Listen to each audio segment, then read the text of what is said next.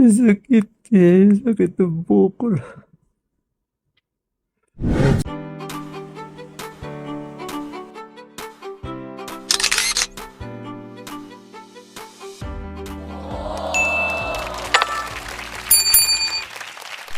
Welcome back sa aking YouTube channel. Para sa mga first time lang po na manood, please click mo na yan, Jeremy's TV Manila.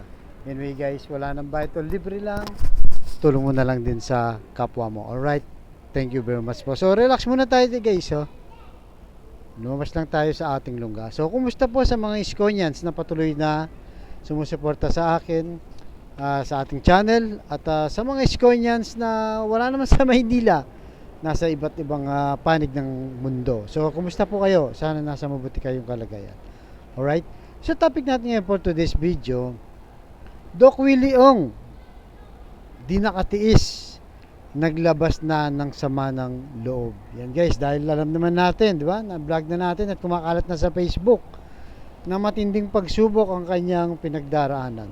So, hindi niya sinabi to para mag-create ng hatred, di ba? O galit. Kumbaga, fact check lang. Totoo lang ang kanyang sinasabi. Ang sabi niya guys sa mga buzzer niya na tsaka sa mga politician na corrupt. So, alam naman natin pumasok siya sa larangan ng politika dahil ang dahilan niya guys, dahil sa kanyang ginagawang pagbibigay tulong, di ba? Libreng konsultasyon. Nag-house to house siya sa mga kababayan nating mahirap. Pero nakita niya na hindi sapat ang kanyang resources, 'di ba? Kailangan talagang makapasok sa politika para mas malaking pondo. Alam naman natin, 'di ba? Kaya ang sabi niya guys na dahil sabi niya sa mga politician na corrupt ay maraming namamatay ng mga mahihirap na Pilipino nang hindi man nakakapagpagamot. Totoo 'yan guys, 'di ba? Totoo 'yun kasi mahirap din ang ating healthcare system. Kaya nga kung nanalo yan guys, Isko tsaka Doc Willie Ong nung 2022, malamang sa alamang marami nang tinatayong hospital ngayon guys, kasi yun ang priority nila, di ba? Si Doc Willie Ong sa issue siya ng health, sugadong dyan na ilalagay ni Yorme kung nanalo sila. At may plano sila nun, di ba? Magtatayo ng Cancer Center of the Philippines. Siyempre, hindi lang isa yan. Kung tatagal yan, baka Luzon, Visayas, Mindanao magkakaroon. At itong si Yorme, di ba? Education naman. Napakaganda, di ba? At napatunayan na, di ba? Yung mga world class na pinagawa niya ng public school, guys, na ngayon pinakikinabangan na.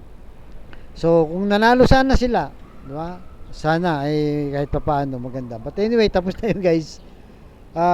Pagdasal po natin itong si Doc Willie Ong na sana maka-recover kagad. Bagamat medyo matindi ang kanyang karamdaman, wala namang imposible pag nagdasal tayo ng maraming nagdasal, 'di ba? At diningin ni Lord, makaka-recover siya. At sana, 'di ba? Kahit medyo marami siyang buzzer kasi sabi niya sa kanyang mga buzzer kahit 10 times daw siya tatakbo, hindi raw siya nanalo. Kaya baka isa yung dahilan kaya nagkasakit itong si Doc Willie Ong. Kaya pagdasal po natin. So, eto na guys, yung video na kung saan siya mismo ang nagsabi. Again, hindi siya nakikreate ng hatred o galit o negative. Sinasabi lang po niya ang totoo. Right guys, so narito na po ang video ni Doc Willie Ong kung saan di nakatiis, naglamas ng sama ng loob dahil sa kanyang malubhang karamdaman na lumalaban sa sarcoma cancer. Ipagdasal po natin. Alright guys, narito na si Doc Willie Ong. I check my WBC. Sabi niya, paano ka nabuhay? Your WBC is 0. If I do not put out this video, I will just die. The news will be, Doc Willie died one day. He did not tell his followers. He lied to his followers.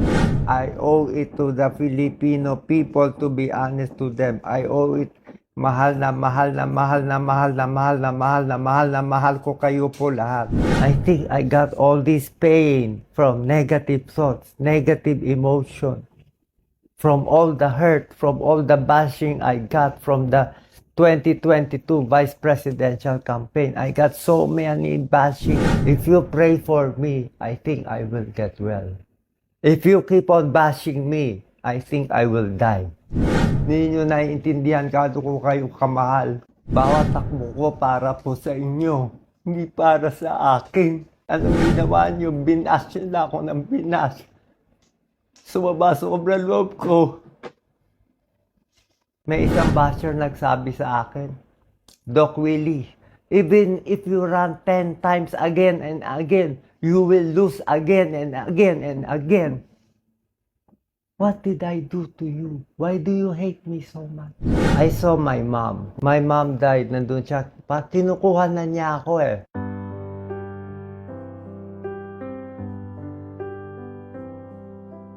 Readmitted ako. I was vomiting, delirious, high fever. They checked my WBC. Sabi niya, paano ka nabuhay?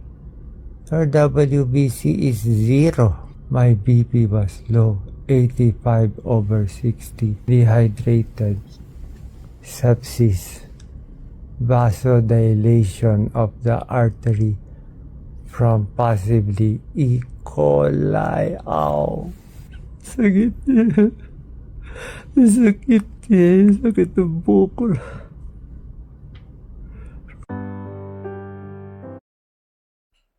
So, I would like everyone to know that today is my last day. Perfect. Perfect? Perfect? Yeah, perfect? please, sir.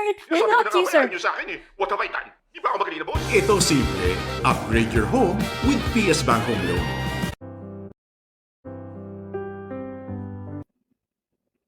Kamusta po sa mahal kong followers? How are you? Update ko lang po kayo sa condition ko ha. Walang iyakan muna, buhay pa naman ako. So today, ginagawa ko tong video, September 11, 2024. What time is it? Mga 11 a.m. 10 a.m. Okay, 10 a.m. You know, parang may transformation po sa akin. Hindi ko alam. Parang, alam niyo, gabi-gabi, parang may pumapasok na spirito dito. Hindi ko alam ano nangyayari. At meron ako mga nakikita. Kukwento ko sa inyo. Sabi nga nila, yung mga may cancer patients, I have sarcoma. Para sa mga doktor, you can use me as your case study din, ha? Okay lang po, hindi ako magagalit. I will allow it. Use Doc Willie on case study. Ganito yan. My diagnosis is sarcoma. One of the most hardest cancer to treat. It is 16 centimeter by 12 centimeter by 13 centimeter hidden inside my abdomen. The cancer situated itself in a very tricky and devious manner. It started from the T10, T11 spine. It grew to 16 centimeters. This sarcoma, it is so destructive. It blocked half of my esophagus. See, it is hard to swallow.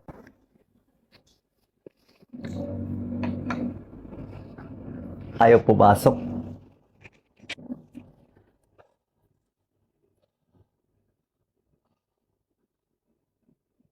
Bukod sa, hindi ko tinatawag na salbahe ang cancer, ha. Binalak niya yung esophagus ko. Tapos ang ginawa ng sarcoma, inipit niya yung aking right atrium. It also blocked my right atrium, almost compressing my heart. Look at my veins. And worst of all, you know what happened? This sarcoma is almost closing my inferior vena cava. My feet, grade 3 edema, swollen feet yesterday. Today, grade 1 edema only. See, grade 1 edema. Grade 1, grade 2. Up to here. It's a pitting edema. See, it's a pitting edema. Look at my legs. It's pitting edema. Tisa, tama na. Nakakatakot na yan. So, I will show you. Sa lahat po na may cancer, I will speak in English so everybody in the world will be inspired. If you have cancer, you have to fight. I have one of the best doctors this morning. I am not saying they are the best, we are not the best, or Philippines is the best. It does not matter. But maybe there is some God's will that brought me here. Because when I saw all the beauty and strength, the speed, the coordination, and the brain power, everything here, ooh, it's like everything here is happening. Fast speed, fast speed. Here, in 2 days, they will get all your labs ready. On the third day, they will kill the cancer. So on the third day, I had the first chemo. The problem, I am admitted right now for one of the side effects of chemo, which is low WBC, which led to my condition now. You will be very surprised sa mga doktor po dyan. For those doctors and health workers watching, my diagnosis right now is neutropenic sepsis. So, what I should do as cancer patient, I was given this regimen, doxorubicin, but my hair, it fell a lot. But they say all this hair will fall off.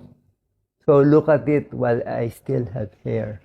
I also took cisplatin, the IV. That's why everything I eat is metallic. I have sores because chemotherapy, they say, is a poison. It kills the cancer cells, but it also will kill some of your healthy cells. But the issue right now is we have to attack the cancer. The 16 cm mass, doctor says it is inoperable. Too many blood vessels already attached to it. I thought last week I was dead already. In the Philippines, I do not know if I will live or I will die. This is not about issue about country. Wala po. Parang God's will lang to. So, you judge, you bash, you do. Sa akin lang ha, if you pray for me, I think I will get well. If you keep on bashing me, I think I will die. I think I got all this pain from negative thoughts, negative emotion, from all the hurt, from all the bashing I got from the 2022 vice presidential campaign. I got so many bashing. I just ran for vice president. What did I do wrong? I did not do anything wrong. I love every one of you. I'm doing this for the Philippines. Di ba may kasabihan tayo? Ang mamatay ng dahil sa'yo is the Filipino worth dying for. Gusto ko tumakbo, pero paano ka tatakbo? Sabi ng doktor ko, Kenneth, hindi ka na makakahabol. You have no more time. I need 2 to 3 months before they say if I will live or I will die. I was close to death 2, 3, 4, 5 times. I was having visions of war already. They say I was delirious. They say I was insane. I had many mental exams. So ito po, this is what you do. You have cancer patient. You have to try, get the best doctor, get the best diagnosis wherever in the world, US, UK, wherever you go. Nahihiya, I'm just ashamed. You know why? Because I'm lucky to have some money and people supporting me. You know my medicines, how expensive? I'm taking meropenem, carbapenems, one of the highest antibiotics. But our countrymen are very poor. They do not have health care. They are just dying there from the corruption of politicians. I'm sorry. Nakita nyo, why is my voice like this? Why is my voice like this? Wala na ako boses. Na-dry na ako. Paus na ako. The old the old Doc Willie is gone. The duwag Doc Willie is gone. This is the new Doc Willie. This is the matapang Doc Willie O. Kaya pag sabihin nyo duwag at pagtok si Doc Willie, yun yung luma ha. Iba na to. Pasensya na po mga politiko. Masasagasaan ko na kayo ngayon. Anyway, ako, pagat ko dila ko, mas mali siguro sinabi mo, Doc. Anyway, I'm dying. I don't care anymore. I don't care. I will tell you the truth. Politicians are corrupt in the Philippines. Sorry po kaibigan ko kayo lahat. Pasensya na po. Nagkaka-vision ako kagabi. I asked my doctor, every night I dream, there is a black hand trying to attack me. You can say I am crazy, okay lang. I do not have fear anymore. I don't care if you bash or like me anymore. I will tell you the truth. Let me drink a little rose.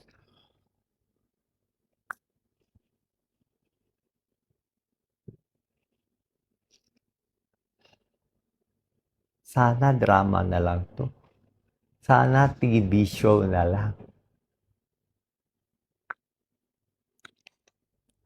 All these foods, they taste like metal. This watermelon for you tastes ordinary, but for me,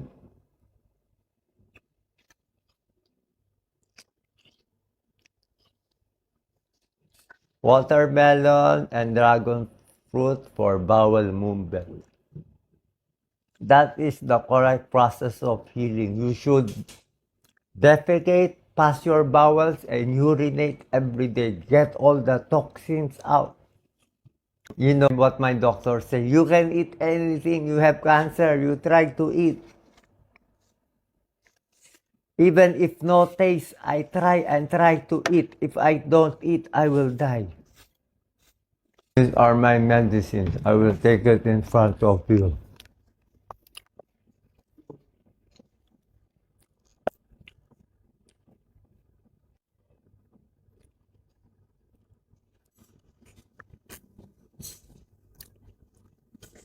My relatives do not want me to make this video, but I said I owe it to the Filipino people to be honest to them. I owe it. Mahal na mahal na mahal na mahal na mahal na mahal na mahal na mahal ko kayo po lahat. Hindi nyo naiintindihan kado ko kayo kamahal. Bawat takbo ko para po sa inyo, hindi para sa akin. Unang campaign ko, wala akong gastos kahit na pangalawa, wala akong gastos, wala akong niloko, wala akong inaway. Anong ginawa niyo? Binas na ako ng binas. Sumaba sobrang loob ko. Filipinos should be more caring, more honest. That's why we have all these hardships.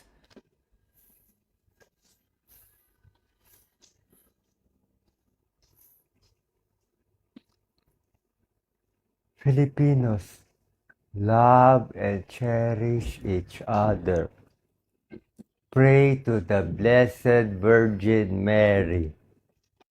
Pray to Padre Pio. Pray to the Lord Jesus Christ. My whole body is tingling right now, Doc Lisa. Ito, ang kapal-kapal. It's like a spirit came here, all over here. I thought I had high blood pressure. Natatakot ako. So I got them to check my BP now. This is my BP. 115/74. My BP 3 days ago is only 85/50. 3 days ago, I was vomiting, shouting, delirious. Heart rate is always 118, temperature 36.8. Hindi po ako nagloloko. Hindi to bola-bola. Life and death to. Baka bukas patay na ako. If I live, I will live for you. I will live for every Juan de la Cruz. We need good people to run. Good people to run as senator, president, congressman, lahat. We should love the earth. No to mining. We should tax the correct people. Stop the corruption. Look, the Philippines is so rich. You politician, you bribe the people. You give them money to vote for you. You keep them stupid. You want them stupid. Take this. Low phosphate po ako. Lactulose. Low phosphate. Spironolactone Lasix. Diaphragm lozenges for the throat. Ayoko ako lang gagaling. Naiiyak ako. I was crying because they had the best health care. Our Filipinos have no health care. This is the new Doc Willie. Sorry for those watching. I have to do this. This is my mission. Live or die, I will be true to myself. The only reason to live is I love my daughter, Catherine. I want to live. I love Yen Yen. I love Jelly. I love Lisa. I love Ryan. I love Mark. I love all the nurses here. I also love all the politicians there. You are my friends. Di ba kaibigan tayo? Pero masakit sa akin na namamatay yung mahihirap natin. Everything I do for you.